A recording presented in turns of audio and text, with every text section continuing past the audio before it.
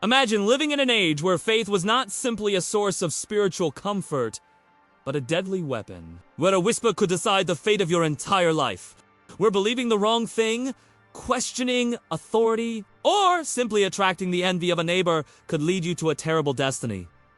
The tribunal of the Inquisition, in the heart of medieval and Renaissance Europe, the church, which should have guided souls, became judge, prosecutor, and executioner. The Inquisition was not just an institution, it was a mechanism of fear. Its declared purpose was to combat heresy, but its real function was to control hearts and minds through terror. It was the most effective way to turn faith into an invisible prison where even silence could be considered a crime.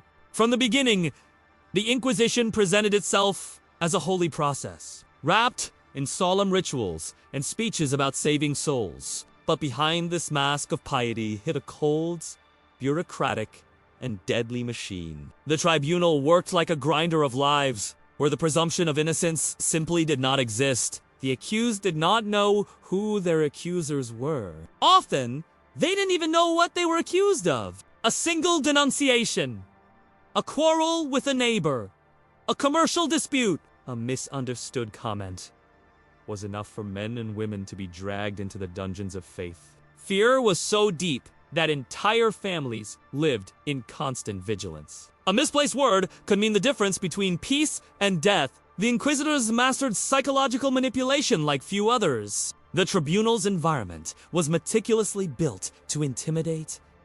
Dark rooms, imposing crosses, the silent presence of priests and scribes. Everything reinforced the sensation that the accused stood before something greater than life itself.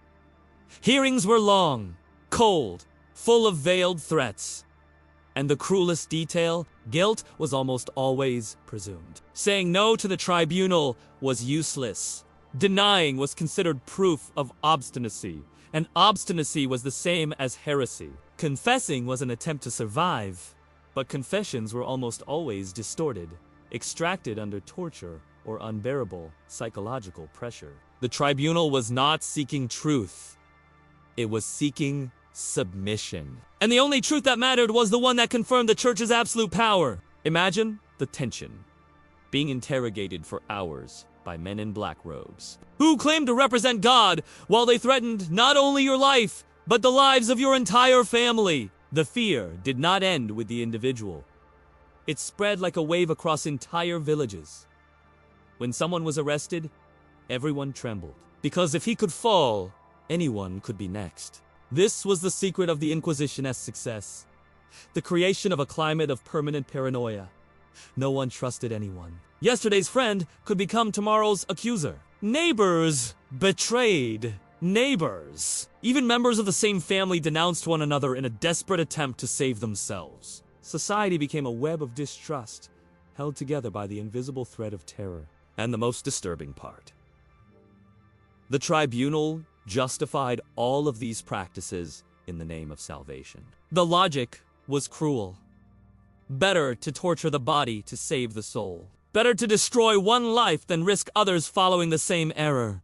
Faith, which should have liberated, became a prison without walls. The Inquisition also knew how to use theatricality as an instrument of power. Public trials, processions of the condemned, the infamous autos da, all were carefully staged to impress. The goal was not just to punish, but to teach. To show the crowd the price of disobedience. To show that faith was no longer a spiritual path, but a chain binding body and mind. For many, living under the tribunal of fear was worse than dying. It was the feeling of always being watched, judged, and condemned before even opening your mouth. It was waking up every day with the same question: who will be next? This was the great triumph of the Inquisition, transforming faith into a psychological weapon, a specter of terror hovering over every hearth, every market, every silent street. The tribunal of fear didn't need to be physically present everywhere because it was present in the hearts and minds of all. And so, for centuries, the Inquisition shaped not just beliefs, but the very behavior of people. It didn't just condemn heretics. It killed the freedom to think. If the Inquisition's tribunal was the heart of fear, its torture chambers were the blood pumping through its veins. The Inquisition was never about discovering truth, but about manufacturing confessions. And for that, there were no limits. Pain was its official language. The human body, its most effective tool. And the methods it used were so cruel they still feel like nightmares today. The accused were branded as heretics. Pain was called purification. But what really happened inside those dark chambers was brutality meticulously designed. One of the most infamous devices was the rack. Victims were tied by wrists and ankles to ropes attached to rollers. As the Inquisitors turned the crank, the body was stretched, joints dislocated, muscles torn, bones snapping one by one. Screams echoed until throats went raw. Often, the torturer stopped before death. Just enough to leave the prisoner broken, alive, and ready for another round. There was the water torture, where prisoners lay restrained as water-soaked cloths were forced into their mouths while water was poured over them, creating the sensation of drowning. Victims choked, suffocated, and begged for death. But death was not the goal. The goal was terror. Another instrument was the iron chair, covered with thousands of sharp spikes. Prisoners were strapped down, forced to remain still while the spikes pierced skin and muscle.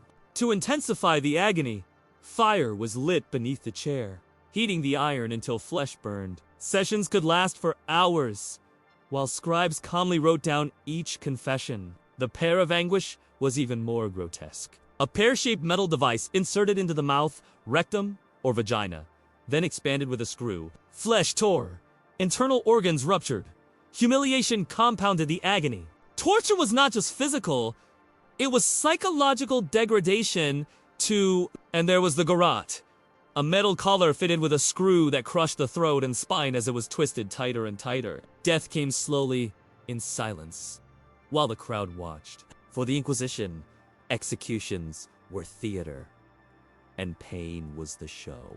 What made these horrors worse was the justification. Inquisitors insisted they were saving souls, not destroying bodies. Each fracture, each burn, each scream was framed as a step toward repentance. In their twisted logic, better to break the body and save the soul than let heresy spread.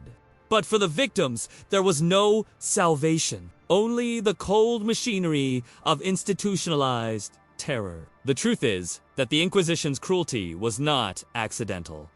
It was policy.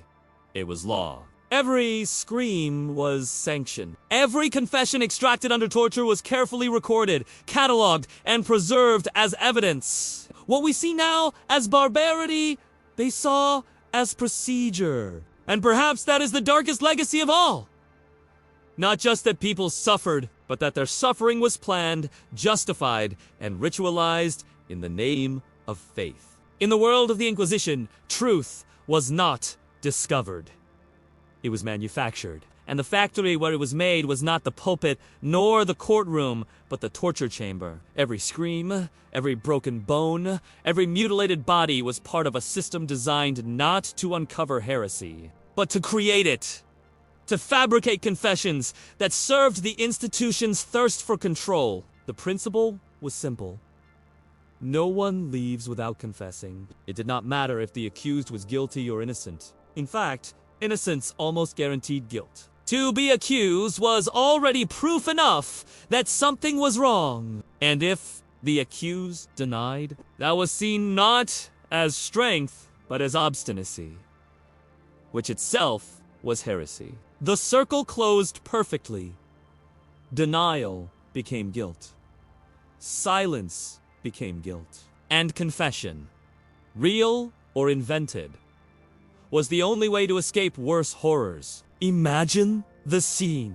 You are bound to the rack, your limbs pulled until joints snap like dry twigs. The Inquisitor leans over, not with anger, but with cold calm. He says, "He is saving your soul."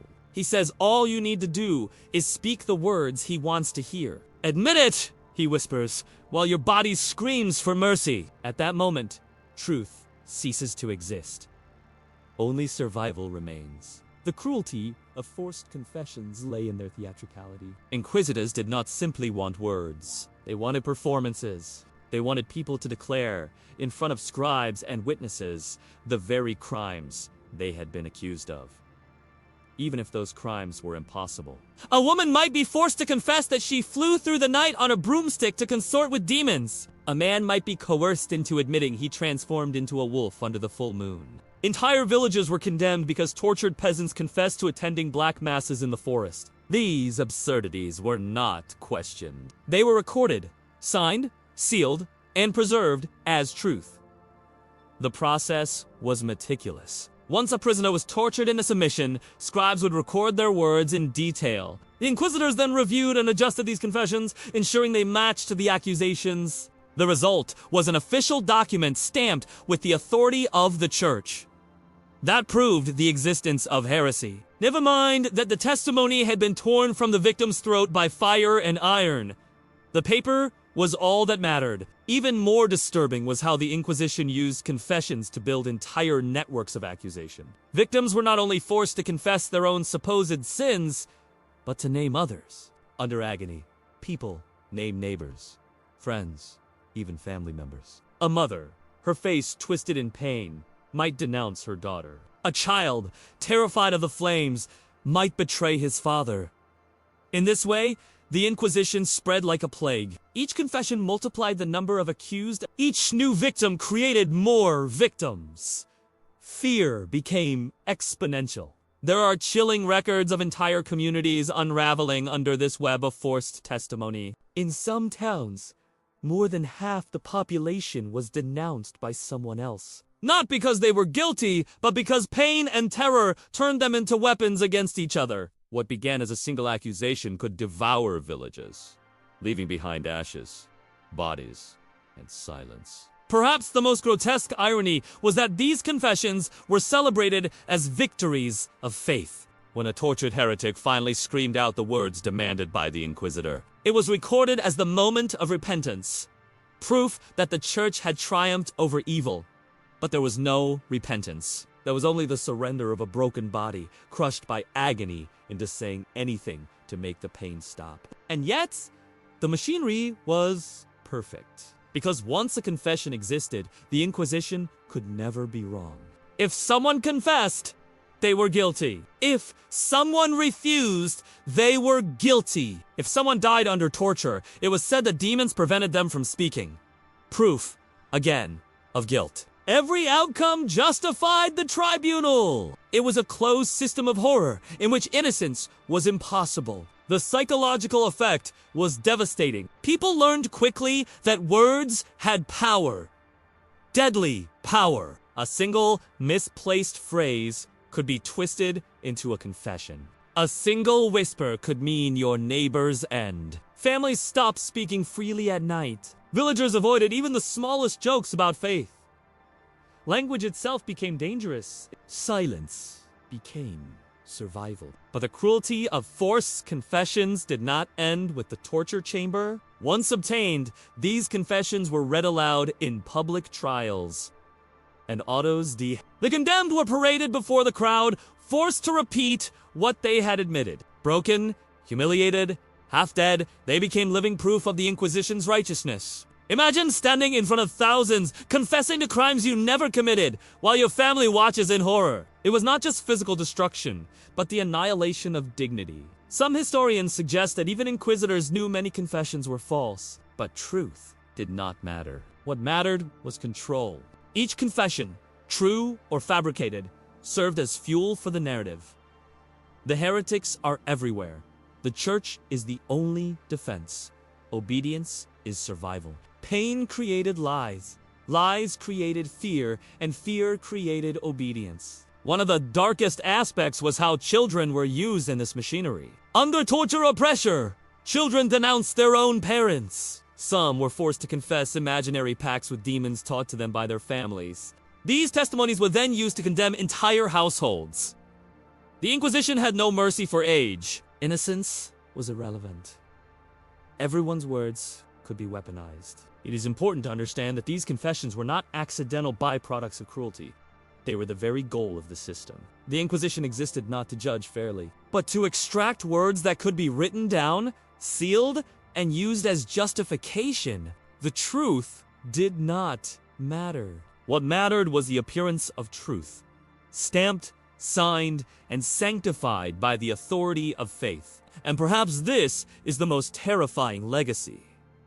The idea that truth can be manufactured by power, that with enough pain, enough fear, enough authority, even the most absurd lie can become history. The Inquisition proved that human beings will say anything to stop suffering. And it also proved that institutions, once they accept torture as a tool, will believe anything that pain produces, no matter how grotesque, no matter how false.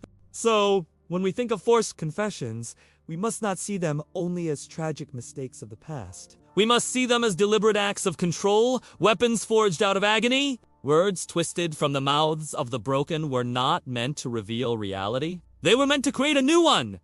A reality where the Inquisition was always right, and heresy was always present. This is why the torture chambers never fell silent. Because the more people confessed, the more the tribunal could claim victory. And the more it claimed victory, the more it needed new confessions. It was a cycle of terror without end, where pain became policy and lies became law. The Inquisition presented itself as holy, pure, and righteous, an arm of divine justice. Its inquisitors were painted as servants of God, guardians of faith, men beyond the weaknesses of the world. But behind the solemn black robes and the cold, bureaucratic rituals, there existed another world, one hidden in chambers few ever saw, where secrecy, corruption, and hypocrisy thrived. To understand the true darkness of the Inquisition, one must step beyond the public trials and the burning pyres into the secret chambers where the Inquisitors themselves lived,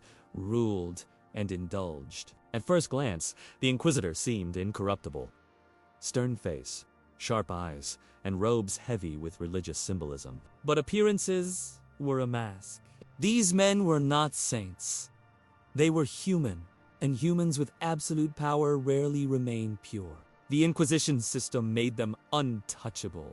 They answered only to hired clerics, and often not even to kings. Their word was law, and their chambers became fortresses where they could manipulate lives unseen. One of the most chilling aspects of their hidden world was the archives, buried in the depths of cathedrals or hidden in fortress-like offices. Inquisitors kept meticulous records of every accusation, every testimony, every confession. These dusty tomes were more than documents. They were weapons. A name scribbled in the margins of one parchment could condemn a family for generations.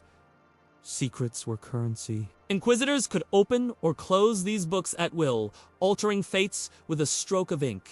To the outside world, the archives symbolized order. In truth, they were cages of paper, holding thousands in invisible chains. But the secret chambers were not filled only with parchment. They were also dens of politics and corruption. Inquisitors were not immune to bribes.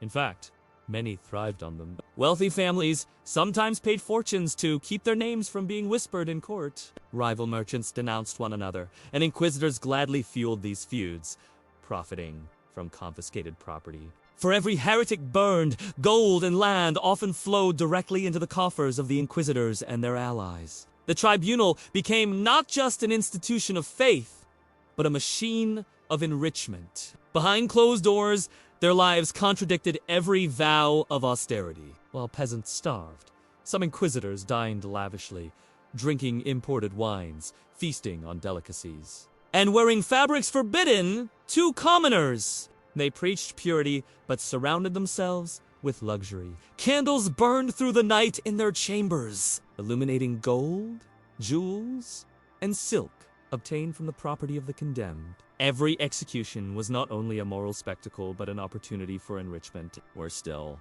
there are records and whispers of sins cloaked in secrecy. Some inquisitors, obsessed with lust and power, used their authority to exploit the very victims they condemned. Women accused of heresy were sometimes offered mercy in exchange for silence and submission. Others suffered unspeakable humiliation before being dragged back to the torture chambers. The line between religious duty and personal depravity blurred until it disappeared entirely. For many, the black robes of the Inquisitor hid not holiness, but corruption of the most intimate kind. Then there were the chambers of experimentation, hidden spaces where Inquisitors tested new methods of interrogation. These were not official torture rooms, but secluded cellars away from scribes and records. Victims dragged into these places often vanished from history entirely. Their screams never noted, their names never written. It was in such secret places that the Inquisition's darkest creativity thrived. Pain was not just inflicted, it was studied, refined. Every new device, every new method of breaking the human body and spirit was first tried in secret before it became part of the official machinery. The hidden life of Inquisitors was also one of paranoia. They knew the hatred they inspired. Behind their fortress-like chambers, guarded by soldiers, they rarely ventured into the streets without protection. They lived surrounded by walls, secret passages, and escape routes, convinced that revenge could come at any moment. Some built elaborate chambers not for torturing others, but for hiding themselves, complete with tunnels leading into catacombs. Ironically, the men who cultivated fear were themselves prisoners of fear. Yet the greatest secret of the Inquisitors was not their indulgence, their corruption, or their paranoia. It was the fact that many of them doubted. Behind closed doors, away from the gaze of their peers, some wrestled with guilt. Chroniclers tell of Inquisitors who wept in solitude after condemning innocents, or who confessed on their deathbeds that they no longer believed in the righteousness of their work. Others scribbled private notes in the margins of their records, admitting quietly that confessions were false or accusations baseless. These doubts were never spoken aloud in public. To question the system was to become its victim. And so, even as some inwardly crumbled, outwardly they maintained the mask of divine certainty. But many others had no such doubts. They reveled in the power, in the control, in the terror they inspired. For them, the secret chambers were not prisons of conscience, but playgrounds of domination. They were men intoxicated by fear.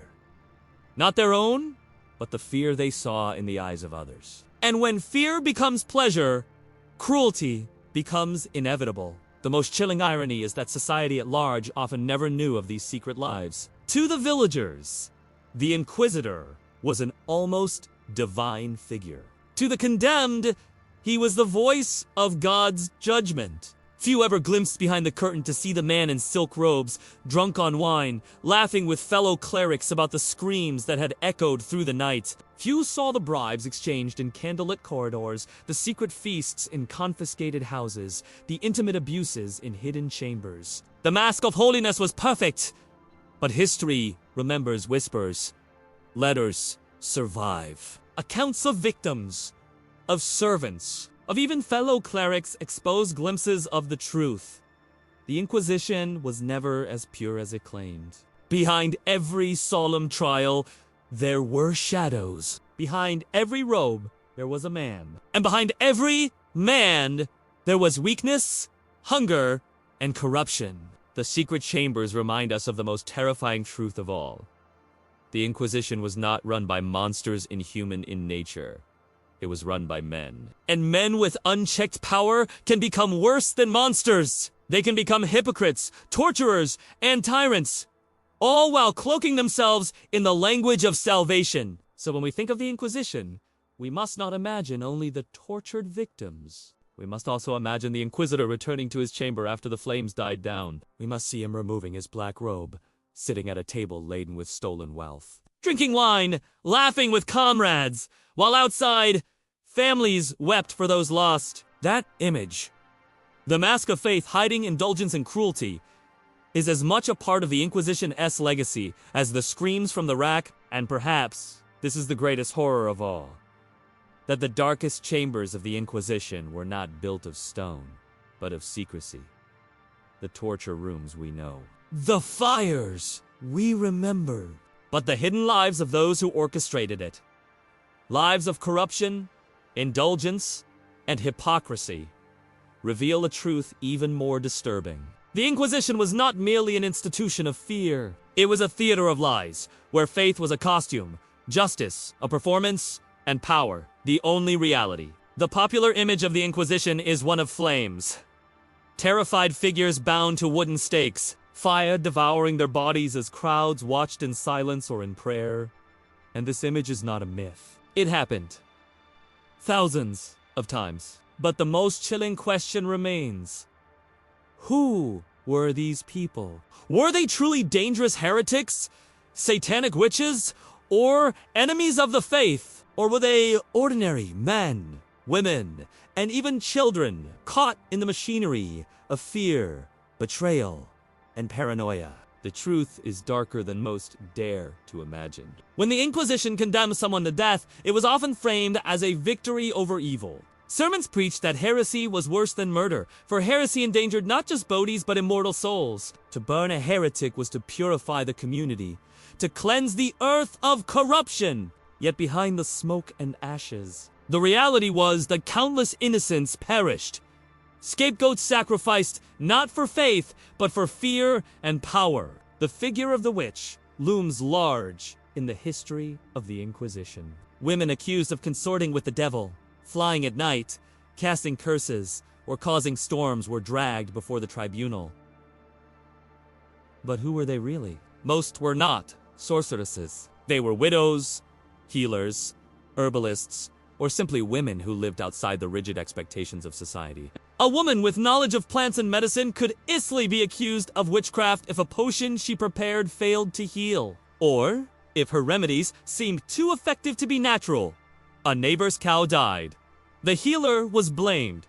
A child fell ill. A midwife became the suspect. Some women were accused simply because they were old, poor, or disliked. An eccentric woman who muttered to herself or lived alone at the edge of the village could quickly become the perfect target for suspicion. Once accused, survival was almost impossible. Torture would ring out confessions of flying through the night or kissing the devil's hand. And under pressure, these women often named others, creating chains of accusation that devastated entire communities.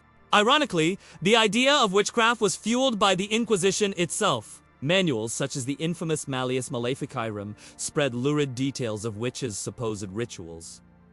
Sabbaths, orgies, pacts with demons. These texts became self-fulfilling prophecies. Accusations mirrored the descriptions in the books, and torture confirmed them. The witches of Europe were not women wielding dark powers. They were victims of a cultural obsession, condemned to flames for crimes invented by fear and imagination. If witches were the scapegoats of rural superstition, heretics were the enemies of doctrine. But even here, the line between guilt and innocence blurred into shadows.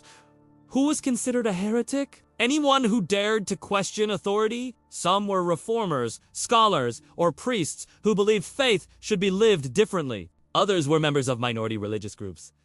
Jews who refused to convert, Muslims in conquered territories, or Christians whose interpretations of scripture strayed from the orthodoxy. In Spain, the conversos, Jews who had been forced to convert to Christianity, lived under constant suspicion. If they lit candles on Friday night, if they avoided pork, if they whispered prayers in Hebrew, they were accused of secretly practicing Judaism. Many were burned at the stake not because of rebellion, but because of identity. The same happened with Muslims after the Reconquista. Those who converted were monitored endlessly. A slip in language, a cultural tradition, even washing habits could mark them as secret infidels. The Inquisition targeted them not because they were dangerous, but because they represented difference. And difference was intolerable. And then there were Christians themselves. Priests who translated the Bible into local languages. Thinkers who argued that God's grace could not be monopolized by the church. Common believers who dared to say they did not understand why children had to be baptized, or why indulgences could buy salvation. For such words, they were dragged before the tribunal, tortured, and burned. But the most haunting victims of the stake were the truly innocent. Those whose only crime was misfortune. There are records of children accused of witchcraft because their parents had been condemned. Entire families burned together because one member confessed under torture and named the others. Sometimes, confessions made no sense at all. People admitted to impossible crimes, transforming into animals, causing plagues with a glance, attending midnight rituals with hundreds of others who also confessed. The absurdity did not matter. Once the machinery of accusation began, innocence was irrelevant. The tribunal needed confessions, the people needed scapegoats, and the fire needed fuel. It is terrifying to consider how random fate could be. A man might lose a business dispute and suddenly find himself accused of heresy. A woman might reject the advances of a powerful man only to be labeled a witch. A child might repeat a careless story and condemn his entire family. The stake consumed not only the guilty. If guilt can even be said to exist, but anyone unlucky enough to fall into the System S clause, burnets were not hidden. They were public theater.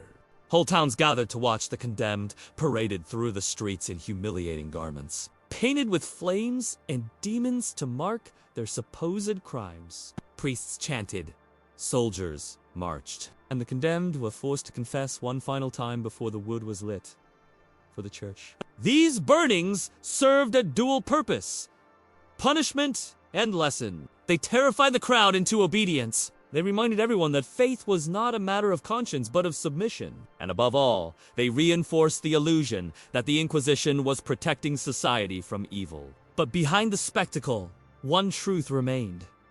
Most of those who burned were not dangerous. They were not enemies of humanity. They were neighbors, mothers, healers, farmers, scholars, children. The stake became less a weapon against heresy than a weapon against difference, against dissent, against vulnerability. Centuries later, historians still debate the numbers. How many burned? Tens of thousands? Hundreds of thousands! The records are inconsistent, often destroyed or manipulated. But the scale matters less than the reality. The flames consumed lives indiscriminately, and the smoke of those fires still lingers in memory. The real horror is not just the deaths, but the way those deaths reshaped society. Communities learned to fear individuality. Women learned to silence their knowledge. Minorities learned to hide their culture. Entire generations grew up under the shadow of the stake, where conformity meant survival and silence meant safety. And the worst irony of all, many of those who perished believed deeply in God. They were not enemies of faith. They were people of faith. But faith lived differently from what the tribunal demanded. Their crime was not heresy. Their crime was being human in ways the Inquisition could not tolerate. The flames of the stake were not divine fire. They were human fire, lit by fear, fed by power, sustained by paranoia. And in those flames, not only bodies burned, freedom burned, dignity burned, and truth itself burned. When the flames of the last pyre died down and the final Inquisitor's gavel fell silent, the Inquisition did not end. It changed form. It dissolved into memory, into scars carved into entire cultures, into fears that outlived the men who created them. The dungeons crumbled, the torture chambers emptied, but the shadow of the Inquisition never disappeared. It lingered, shaping laws, religions, identities, and even the very way we understand power and truth. To speak of the Inquisition's legacy is to speak of trauma, not just individual trauma, but collective, generational wounds that ripple through time. The victims are long dead, their ashes scattered to the wind, yet their suffering transformed history itself. One of the deepest scars left by the Inquisition was the destruction of trust within society. In villages across Europe, neighbors turned against one another. Families fractured. And communities learned that survival required silence and suspicion. Even after the Inquisition waned, this culture of fear lingered. People remembered that a single whisper could mean death. They remembered that the Inquisitor's ears were everywhere in the marketplace, in the church, even at the dinner table. That legacy bred a culture where conformity was safer than honesty and suspicion outlasted the flames. Even today, in many societies, echoes of this mistrust remain embedded, like faint fingerprints of an age when betrayal was survival. The Inquisition was also a weapon against knowledge. Books were burned, manuscripts censored, ideas buried under ashes. Scholars who dared to think differently were silenced, their names erased or demonized. This was not just an attack on individuals, but on the very concept of free thought. Generations of intellectual progress were delayed, strangled by fear of heresy. Imagine how many discoveries, how many philosophies, how many revolutions of thought were lost because a thinker chose silence over risk, or because their manuscripts fed the flames of censorship. The Inquisition taught people that curiosity was dangerous, that questioning was fatal, that ignorance was safer than brilliance. That lesson scarred the path of human progress. Perhaps the most devastating legacy was the transformation of faith itself. Religion, for millions, ceased to be a source of comfort and became a weapon of control. The image of God was twisted into one of fear. Not a loving protector, but a judge lurking behind every corner, ready to condemn. For countless victims, the cross became not a symbol of hope, but of terror, because it was under the cross that they were tortured, humiliated, and burned. The Inquisition poisoned the relationship between the faithful and their faith. For centuries afterward, people lived not in reverence, but in dread, afraid not only of sin, but of the institution that claimed to define it. And this scar runs deep, even into modern times. The Inquisition showed that belief could be manipulated, that the language of salvation could be twisted in a justification for cruelty. That precedent has echoed through history in countless other moments when power cloaked itself in holiness. What is less remembered is that the Inquisition also laid the foundation for modern systems of surveillance and social control. Its networks of informants, its meticulous archives, its ability to infiltrate every corner of daily life. These were prototypes of authoritarian systems to come, centuries before secret police, before totalitarian regimes. The Inquisition created a blueprint. Watch everything. Record everything. Punish publicly, and remind people that there is no escape. The flames were not only a punishment, they were a message. That message has been copied again and again by regimes that came long after the Inquisitors were gone. The Inquisition also normalized something deeply dangerous, the idea that cruelty could be justified if done in the name of a higher cause. Torture was not cruelty, they claimed. It was purification. Execution was not murder. It was salvation. In this way, brutality was sanctified. That legacy is among the darkest scars left behind. Because once a society accepts cruelty as virtue, anything can be permitted. This dangerous precedent outlived the Inquisition itself, resurfacing in wars, pogroms, and genocides, where each time violence was justified as necessary, holy, or righteous. What makes the scar even more haunting is the silence that followed. The Inquisition did not preserve the voices of its victims. It erased them. We have the words of inquisitors, their registers, their confessions extracted under torture. But the true voices, the real lives destroyed, are gone. We will never hear their stories, their laughter, their beliefs, their humanity. They were reduced to ash, not only in body, but in memory. This silence is itself a scar, an absence in history where entire generations should have spoken. And it reminds us of the cruelest truth. The Inquisition was not just about killing people, but about killing their stories. Yet, even in its darkness, the Inquisition leaves us with a lesson, one paid for in blood and fire. It shows us what happens when power is unchecked, when institutions claim to speak with divine authority, when fear replaces justice and cruelty is disguised as morality. It shows us how fragile truth can be when tortured out of broken bodies, how easily history can be rewritten with fire, how quickly faith can be twisted into tyranny. These are lessons not confined to the Middle Ages, but still vital today. The scar of the Inquisition is eternal precisely because it warns us. The machinery of fear can always return. It wears different robes, speaks different languages, uses different tools, but its essence is the same. Control through terror, authority through cruelty, power through silence. Picture, if you will, the final image of the Inquisition, not the roaring flames of a pyre, but the silence after the fire. The blackened stake standing in an empty square, the ashes scattered on the wind, the crowd dispersing, whispering in fear, knowing it could be them next. That silence, heavy suffocating, eternal, is the true legacy. Because in that silence lies the death of freedom, the death of thought, the death of trust, and that silence lingers still in every shadow of history where fear was used as law. The Inquisition may have ended centuries ago, but its scars are written into humanity. They remind us that the greatest danger is not the heretic, not the witch, not the outsider. The greatest danger is when power convinces us that cruelty is holy and when fear convinces us to accept it. And that, perhaps, is the most haunting truth of all.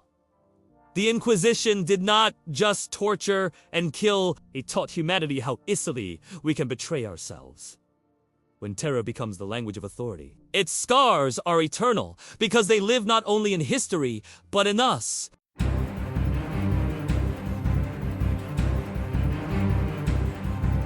History hides its darkest truths in plain sight. If you want to uncover the next forbidden secret, hit like and subscribe right now.